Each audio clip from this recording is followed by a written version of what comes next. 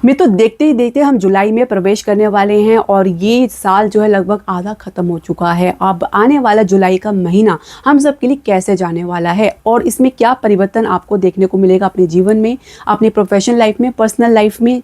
जैसे कि अगर हम समझे तो आपके स्वास्थ्य के लिए कैसा रहेगा, आपके जीवन साथी संबंध कैसे रहेंगे, कार्य क्षेत्र, शिक्षा, करियर और बिजनेस में माहौल कैसा रहेगा, प्रेम संबंध में किस प्रकार के जुड़ाव आपको देखने को मिलेगा। इन सबको समझने के लिए ग्रहों की स्थिति को समझना बहुत ज़रूरी है, क्योंकि ग्रह जब राशि परिवर्तन करते हैं इसका प्रभाव हमारे जीवन में प्रत्येक क्षेत्र में देखने को मिलता है। तो हमारी मासिक राशि फलादेश श्रृंखला की हम शुरुआत करने जा रहे हैं और आज के इस वीडियो में हम चर्चा करेंगे पहली दो राशि के बारे में, मेष राशि और वृषभ राशि। साथ ही जानेंगे कुछ आसान ज्योतिष प्रमाणिक उपाय। तो वीडियो के अंत तक आप जरूर बने रहे। हरे कृष्ण मित्रों, मैं हूं आपके होस्ट दो ज्योतिषाचार्य पूजा। स्वागत है आपका मेरा यूट्यूब चैनल डिकोड एस्ट्रोलॉजी में। तो मेष राशि वाले अपने जन्म राशि और लगन के अनुसार देख सकते हैं जो ग्रह गोचर की स्थिति बनने जा रही है शुरुआत में इस प्रकार है। देखिए लग्नेश मंगल जो है आपके द्वितीय भाव में गोचर कर रहे हैं, सूर्य आपके तृतीय भाव में गोचर कर रहे हैं, बुध जो है वक्री अवस्था में आपके जो है चतुर्थ भाव में गोचर करें जहाँ पे इनकी युति शुक्र और बृहस्पति के साथ है। केतु आपके पंचम भाव में गोचर करें, राहु आपके एकादश भाव में गोचर कर रहे हैं, चंद्रमा अपने गोचर की शुरुआत नवम भाव से कर रहे हैं। अब समय अनुसार आप इसमें कुछ परिवर्तन देखेंगे, जैसे कि शुक्र जो है 4 जुलाई को सिंह राशि में प्रवेश कर जाएंगे, यानी केतु के साथ इनकी युति पंचम भाव में होगी। ये आपके लिए काफी चैलेंजिंग रहने वाला है। बुध राशि जो राशि परिवर्तन करेंगे, पीछे की गति को जाएंगे वक्री अवस्था में, ये 7 जुलाई को मिथुन राशि में चले जाएंगे और सूर्य के साथ इनकी युति रहेगी। सूर्य राशि परिवर्तन करेंगे 16 जुलाई को, ये कर्क राशि में प्रवेश कर जाएंगे। बुध 24 जुलाई को मार्गी हो जाएंगे आपके जो है तृतीय भाव में गोचर करते हुए। उसके अलावा शनि जो है 27 जुलाई को वक्री अवस्था में आ रहे हैं मीन राशि में गोचर करते हुए। द्वादश भाव में शनि गोचर कर रहे हैं तो आपके लिए काफ़ी थोड़ा सावधान रहने की आवश्यकता है। ये आपके लिए थोड़ा चिंताजनक भी हो सकता है। तो ये आप देखेंगे कि शनि यहाँ पे लंबे समय तक वक्री अवस्था में रहने वाले हैं। तो इसका परिणाम अगर आप समझे तो स्वास्थ्य की दृष्टि देखें तो पुरानी समस्या आपको देखने को मिल सकती है। नींद की समस्या खासकर आपको जो अब तक देख रहे हैं उसमें और बढ़ोतरी देख सकते हैं, जिसकी वजह से ओवर थिंकिंग से आप ग्रस्त रह सकते हैं। इसके अलावा हृदय के मरीज अपना अच्छे से ध्यान रखें और हालांकि आपका सुधार भी साथ साथ आपको देखने को मिलेगा। जब सूर्य यहाँ पे इनके बृहस्पति युति में आएंगे, एक अच्छी रिस्पांस आपको अपने ट्रीटमेंट के थ्रू देखने को मिलेगा। शुक्र आपके पंचम भाव में केतु के साथ जाएंगे और आप ये समझिए कि थोड़ा सा आपके लिए ये अपने संबंधों को लेकर, आपके फाइनेंस को लेकर चिंताजनक रह सकता है। इसके अलावा क्योंकि बृहस्पति आपके द्वादश भाव के स्वामी हैं और यहाँ पे आपके चतुर्थ भाव में गोचर कर रहे हैं, तो कहीं ना कहीं लंग्स में कंजेशन की समस्या, भारीपन या कुछ घबराहट की समस्या देख सकते हैं।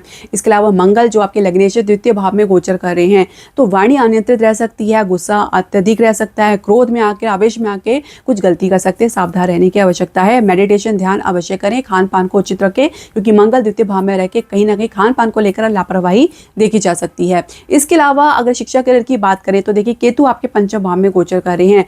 पढ़ाई में मन लगाना थोड़ा डिफिकल्ट रह सकता है, जहाँ पे एक तरफ बहुत ऊर्जा से आप प्रयास करते हैं तो दूसरे पल उसी में काफ़ी गिरावट देखते हो। ये फ्लक्चुएशन केतु की वजह से होता है। राहु की दृष्टि पड़ने की वजह से आपके आसपास के माहौल में भी कुछ कह सकते हैं कि ऐसे लोग आ सकते हैं जिसकी वजह से आपको नुकसान उठाना पड़ सकता है।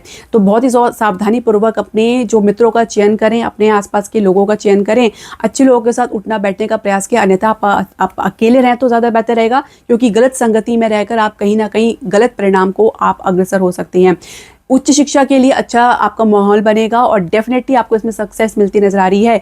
और इसके अलावा अगर आप विदेश के लिए प्रयास कर रहे हैं तो देखिए आपको मास अंत के बाद तो बहुत ज़्यादा संघर्ष देखने को मिल सकते हैं। यदि उससे पहले स्थिति आपके लिए अगर उपयुक्त बनी है तो डेफिनेटली इसमें आपको सक्सेस देखने को मिलेगी अगर आप प्रयास कर रहे हैं। उसके बाद थोड़ा सा आपके लिए चैलेंजिंग रह सकता है। इसके अलावा अगर हम समझे तो करियर की शुरुआत आपकी काफ़ी बढ़िया रहने वाली है और आप ज़्यादा अपेक्षा लेकर ना चले। दशम भाव के स्वामी शनि द्वादश भाव में गोचर कर रहे हैं और कहीं ना कहीं मास अंत में आप अंत के बाद काफ़ी लंबे समय तक आपको अपने प्रोफेशन को लेकर संघर्ष की स्थिति देखने को मिल सकती है। ऐसे में टिकना यानी स्टेबिलिटी बहुत ही मुश्किल रह सकता है। तो आपको अपने करियर के लिए कुछ बड़ा सोचना पड़ सकता है। ऐसे में थोड़ा सा संयम बनाकर चलें। अब कार्य क्षेत्र की बात की, जो पहले से नौकरी पेशा लोग हैं, देखिए दशम भाव के स्वामी जैसे हम बताएं द्वादश भाव में गोचर कर रहे हैं और कहीं ना कहीं द्वादश भाव के जो कारक हैं उससे भी आपको जो है जूझना पड़ रहा है। जैसे कि अनियंत्रित खर्चा होना या नुकसान होना। इसके अलावा लाभ के लिए भी आप काफ़ी ज़्यादा प्रयास कर रहे हैं। एकादश भाव के स्वामी हैं शनि, तो ये ऐसी स्थिति आपके लिए थोड़ी सी मुश्किल भरी रह सकती है, क्योंकि अपेक्षा आपकी बहुत ज़्यादा रहेगी। अगर लाभ भी मिल रहा है तो उसमें संतुष्टि की कमी देखी जा सकती है। आपकी जो होप है वो काफ़ी हाई रह सकती है। तो ऐसे में ग्राउंडेड रहने की आवश्यकता है। शनि का वक्री अवस्था में होना जुलाई अंत के बाद की जो स्थिति थोड़ी सी आपके लिए चैलेंजिंग रह सकती है। ऐसे में आपके काम में विलंब होना, देरी होना या उसमें सक्सेस ना मिलना या फेलियर होना, उसे कई बार प्रयास करने के बाद सक्सेस मिलना, इस प्रकार की संभावना देखी जा सकती है। तो आपको पहले से तैयार रहना है और हो सके तो काम में जितना हो सके फोकस बनाकर चलें। काम में ज़रा से भी ढिलाई आपके विपरीत जा सकती है। नई नौकरी के प्रयास में आपको अच्छी सफलता मिल सकती है शुरुआत में। अब व्यवसाय बिजनेस की बात करेंगे, सप्तम भाव के स्वामी शुक्र हैं और ये चतुर्थ भाव में गोचर करें, उसके बाद पंचम भाव में जाएंगे। जो मैंने आपको बताया था कि अभी जो स्थिति अच्छी बनी हुई है, प्रॉपर्टी से, रियल एस्टेट से और घरेलू उद्योग से अच्छा लाभ देखने को मिल रहा है, शेयर मार्केट में अच्छा लाभ देखने को मिल रहा है। लेकिन जैसे ही शुक्र 4 जुलाई को सिंह राशि में यानी केतु के साथ आएंगे, थोड़ी सी संतुष्टि में कमी देखी जा सकती है। आपकी जितनी भी इन्वेस्टमेंट है उसके परिणाम आपके आशानुकूल बनते नजर नहीं आएंगे। हालांकि लाभ कहीं ना कहीं कुछ बनता नजर आ रहा है, तो नुकसान या खर्चा भी उसके अकॉर्डिंगली आप देख सकते हैं। विदेश के लिए प्रयास में शुरुआत में अच्छी सफलता देख सकते हैं। इसके अलावा प्रेम संबंध की हम बात करें तो देखिए केतु आपके पंचम भाव में गोचर करें, अब शुक्र का यहाँ पे आना, कुछ पुराना हिसाब किताब सेटल होना बाकी है, जिसकी वजह से किसी पुराने संबंध के साथ आपका जुड़ाव बन सकता है या किसी ऐसे व्यक्ति के साथ जुड़ाव बन सकता है जो आपके जीवन में सिर्फ और सिर्फ एक खलबली लेकर आए, एक ऐसा माहौल बनाए जिसकी वजह से आपको कुछ सीखने को मिले। और ये भी प्रबल संभावना है कि संबंध के प्रति और कह सकते हैं कि पार्टनर के प्रति आपके भीतर डिटैचमेंट या मन उच्चाटन की स्थिति बन सकती है, जिसकी वजह से आपका संबंध से विश्वास उठ सकता है। कुछ इस प्रकार के अनुभव एक्सपीरियंस से आपको गुजरना पड़ सकता है। इसके अलावा विवाह की चर्चा शुरुआत में करें तो अच्छा है, लेकिन बाद में इसमें आप काफ़ी ज़्यादा अवरोध रुकावट देख सकते हैं। सप्तमेश है आपके शुक्र जो पंचम भाव में केतु के साथ है, तो इस वजह से कहीं ना कहीं शुरुआत तो आपको देखने को मिलेगी, पर वो कहाँ जाएगी उसका कुछ अता पता नहीं होगा, क्योंकि बातचीत सिर्फ हवा में गायब होती नजर आएगी। विवाह के अलावा अगर हम बात करें आप जीवन साथी के संबंध की, तो देखिए थोड़ा सा आपके लिए अब चैलेंजिंग वाला समय रहने वाला है, जब तक कि शुक्र केतु के साथ है और उसके बाद शुक्र आपके छठे भाव में आएंगे। तो लगभग कह सकते हैं 2 महीने तक आपको अपने पर थोड़ा सा काम करना होगा, अपने रिलेशनशिप को लेकर सहयोगिता बढ़ानी होगी, अलाइनमेंट बनाने के लिए एक विश्वास आपको डेवलप करना होगा अपने जीवन साथी के साथ। संतान प्राप्ति के लिए कह सकते हैं कि चांसेस ब्राइट हैं, पर पूरी तरीके से 100% नहीं है। केतु और राहु की वजह से कहीं ना कहीं संघर्ष तो देखा जा रहा है, लेकिन फिर भी बृहस्पति की अवस्था उच्च होने की वजह से प्रयास में आपको सफलता मिलती नजर आएगी। तो हालांकि मास अंत का अगर हम समझे तो आप शनि का जो है वक्री अवस्था में होना वो मीन राशि में थोड़ा सा आपके लिए जो है चिंताजनक हो सकता है। उससे पहले अगर आपको सफलता मिल रही है, अगर आपको प्रयास करें तो डेफिनेटली आप अपने ग्रहों को मजबूती देना ना भूलें। तो इसके लिए आपको क्या करना है, श्री सूक्त का पाठ नित्य करना है, विष्णु जी के साथ इनका पाठ करें, खासकर शुक्रवार को जरूर करें। बहुत ही शक्तिशाली ये उपाय है, हर प्रकार के धन संपदा और जो है पारिवारिक सुख सुविधा के लिए ये बहुत अत्यंत शक्तिशाली उपाय आपको नित्य करना है। हो सके तो शुक्रवार को अवश्य करें और शुक्रवार वाले दिन खीर का भोग माता लक्ष्मी को अवश्य लगाएं, क्योंकि सप्तमेश आपके जो है शुक्र है और इनको बल देना अत्यंत आवश्यक है। अब हम बात करेंगे दूसरी राशि वृषभ राशि के बारे में। आप अपनी जन्म राशि लगन के अनुसार देख सकते हैं जो ग्रह गोचर की स्थिति शुरुआत में बनने जा रही है इस प्रकार है। लगन में मंगल गोचर कर रहे हैं और लग्नेश जो है शुक्र आपके बुध और बृहस्पति के साथ जो है तृतीय भाव में कर्क राशि में गोचर कर रहे हैं। सूर्य आपके द्वितीय भाव में गोचर कर रहे हैं, शनि आपके एकादश भाव में गोचर कर रहे हैं, राहु आपके दशम भाव में गोचर करें, केतु उनके विपरीत चतुर्थ भाव में गोचर कर रहे हैं। समय अनुसार आप इसमें परिवर्तन देखेंगे, जैसे लग्नेश शुक्र आपके तृतीय भाव से निकल के चतुर्थ भाव में प्रवेश करेंगे, यहाँ पे इनकी युति केतु के साथ होगी। हालांकि दिग्बली रहेंगे लेकिन युति जो है थोड़ी कमजोर गति नजर आ रही है। बुध राशि परिवर्तन करेंगे, ये पीछे की गति तरफ जाएंगे वक्री अवस्था में रहते हो, यानी ये आपके द्वितीय भाव में सूर्य के साथ इनकी युति बनेगी वक्री अवस्था में। सूर्य राशि परिवर्तन 16 जुलाई को ये कर्क राशि में आ जाएंगे, तृतीय भाव में आ जाएंगे। बुध 24 जुलाई को मार्गी होंगे। शनि जो है फिर वक्री अवस्था में आएंगे 27 जुलाई को, लंबे समय तक वक्री अवस्था में रहेंगे। स्वास्थ्य की दृष्टि से देखें तो आप कह सकते हैं कि जो मंगल आपके द्वादश भाव के स्वामी लगन में गोचर कर रहे हैं, बिना बात के गुस्सा करना, रिएक्शन देना सिर्फ और सिर्फ नुकसानदायक साबित हो सकता है। रक्त विकार की समस्या, आंखों की समस्या आपको लगातार देखने को मिल सकती है और दांतों की समस्या भी आपको परेशान कर सकती है। इसके अलावा केतु और राहु की वजह से भी कहीं ना कहीं कंफ्यूजन, मति भ्रम की समस्या भी देखी जा सकती है। शनि की दृष्टि आपके लगन भाव में पड़ने आपके भीतर आलस्य को जन्म दे सकती है, काम को आगे टालने की प्रवृत्ति देखी जा सकती है। तो ऐसे में जितना हो सके खुद को एक्टिव रखने का प्रयास करें, व्यायाम करें और वॉक जरूर करें। शिक्षा की की हम बात करें तो पंचम भाव के स्वामी बुध है, वक्री अवस्था में चल रहे हैं, पहले तृतीय भाव में, फिर पीछे चलेंगे द्वितीय भाव में। कुछ आपको सीखना पड़ सकता है और कुछ पुनः शुरुआत करनी पड़ सकती है, यानी जिसमें आप प्रयास कर रहे हैं उसमें आपको सफलता तो नहीं मिलेगी, पहले असफलता फिर आपको सफलता मिलेगी। तो यानी कुछ कमी के कारण आपको दोबारा प्रयास करना पड़ सकता है। उच्च शिक्षा के लिए माहौल उचित बनेगा। माह संत के बाद इसमें थोड़ा आपको संघर्ष की स्थिति देखने को मिल सकती है। इसके अलावा विदेश के लिए प्रयास कर रहे हैं तो सोच समझ कर प्रयास करें, जल्दबाजी ना दिखाएं।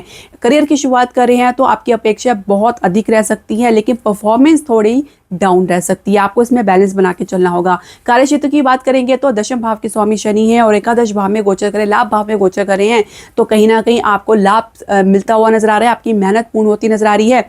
लेकिन लाभ से ज़्यादा आपकी अपेक्षा रह सकती है। आपने अगर थोड़ा सा मेहनत करी तो आपकी लाभ जो है बहुत ज़्यादा रह सकता है, तो उसमें थोड़ा सा मिसमैच देखने को मिल सकता है। उतना ही आप अपेक्षा करें जितना कि आपने मेहनत की है। इसके अलावा आप अपने काम में फोकस बनाएं, ईमानदारी रखें। आप अगर नई जॉब के लिए प्रयास कर रहे हैं तो आपको शुरुआत में तो सफलता मिल सकती है, लेकिन उसके बाद थोड़ा सा आपको संघर्ष की स्थिति देखने को इसलिए मिल सकती है कि कहीं ना कहीं एडजस्टमेंट करना पड़ सकता है। ऐसे आपको कुछ प्रपोजल देखने को मिल सकते हैं या आपके प्रोफाइल के विपरीत कुछ इस प्रकार के काम या कुछ इस प्रकार के रिस्पॉन्सिबिलिटी आपको मिल सकती है। इसके अलावा अगर हम समझे बिजनेस और व्यवसाय की, सप्तम भाव के स्वामी है मंगल, आपके लगन में गोचर कर रहे हैं। आप अपने काम को, अपने व्यवसाय को लेकर बहुत ज़्यादा ऊर्जावान रहेंगे और कहीं ना कहीं आपकी वाणी भी काफ़ी ज़्यादा आत्मविश्वास से भरपूर रहेगी और आपकी जो प्रेजेंटेशन है, आपकी जो स्किल है, उसमें भी बहुत अच्छी इंप्रूवमेंट देखने को मिलेगी। पर वही बात है कि बुध का वक्री अवस्था में आना कहीं ना कहीं कन्फ्यूजन भी क्रिएट कर सकता है। किसी भी बिजनेस प्रपोजल में आप कंसीडर कर रहे हैं, आप उसमें जाने का सोच रहे हैं, तो बहुत आपको सोच समझ के प्रयास करना है। बहुत इंपॉर्टेंट लीगल डॉक्यूमेंट्स है, तो बेहतर ये रहेगा कि आप 24 जुलाई के बाद ही इस पर विचार करें तो बेहतर रहेगा, आगे टालने का प्रयास करें। इसके अलावा अगर हम बात करें तो आपके रियल एस्टेट के बिजनेस में, घरेलू उद्योग में सामान्य से कुछ कम ही स्थिति आपको देखने को मिलेगी। हालांकि शेयर मार्केट में 24 जुलाई के बाद स्थिरता आपको देखने को मिलेगी। फाइनेंस की स्थिति आपकी सामान्य रहेगी। विदेश के लिए प्रयास करें तो उसके लिए आपको गंभीरता दिखानी होगी और समझदारी से आपको आगे बढ़ना होगा। प्रेम संबंध की हम बात करेंगे तो कहीं ना कहीं गलतफहमी बनी हुई है जो कि लंबा चल रही है, और सूर्य के साथ जब बुझ जाएंगे पीछे तो आप कहीं ना कहीं पुरानी गलतियों को लेकर या पुराने रिश्तों को लेकर कहीं ना कहीं दुविधा और कहीं ना कहीं मिसअंडरस्टैंडिंग और एक प्रकार से कैसा कह सकते हैं संघर्ष की स्थिति देखने को मिल सकती है। तो 24 जुलाई के बाद धीरे धीरे आपको इसे छुटकारा देखने को मिलेगा। आपके लिए जो वातावरण है वो स्पष्ट होगा और तब आपको पता लगेगा कि क्या सही है और क्या गलत है। 24 जुलाई के बाद का कम्युनिकेशन जो है वो गैप को भरने का काम करेगा। और विवाह की चर्चा के लिए आप शुरुआत में जल्दबाजी ना दिखाएं तो बेहतर रहेगा और थोड़ा समय का इंतजार करें तो अच्छा रहेगा। अब क्योंकि शनि आपके योग कारक ग्रह हैं और ये एकादश भाव में है और कह सकते हैं कि अच्छे परिणाम आपको दे रहे हैं, लेकिन वक्री अवस्था में आने की वजह से थोड़ा सा इसमें कमी देखी जा सकती है। और जीवन साथी के संबंध की हम बात करें तो थोड़ा सा आप एक दूसरे को पर सपोर्ट करें, दबाव बनाने का काम ना करें, अपने जीवन साथी पर सहयोग का काम करें और प्रेशर ना बनाएं, क्योंकि मंगल कहीं ना कहीं आपके भीतर जो ज़्यादा उतावलापन दे सकता है।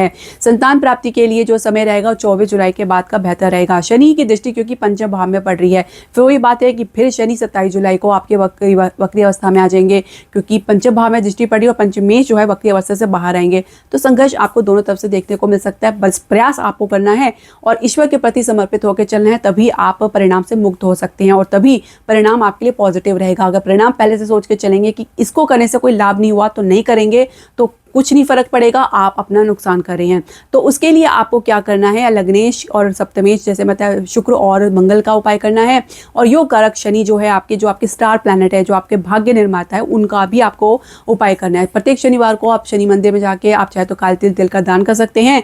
मंगलवार वाले दिन आप गाय को मीठी रोटी खिलाएं और शुक्रवार वाले दिन आप सफ़ेद वस्त्र धारण करें, इत्र का प्रयोग करें, स्वयं को स्वच्छ रखें और महिलाओं का सम्मान करें। ये जानकारी डेफिनेटली आपके लिए उपयोगी रहेगी, ऐसे हम आशा करते हैं। और साथ ही अन्य जानकारी से जुड़ने के लिए और हमारी नेक्स्ट वीडियो के लिए आप हमारे चैनल को लाइक, शेयर, सब्सक्राइब करना बिल्कुल ना भूलें। धन्यवाद। हरे कृष्णा।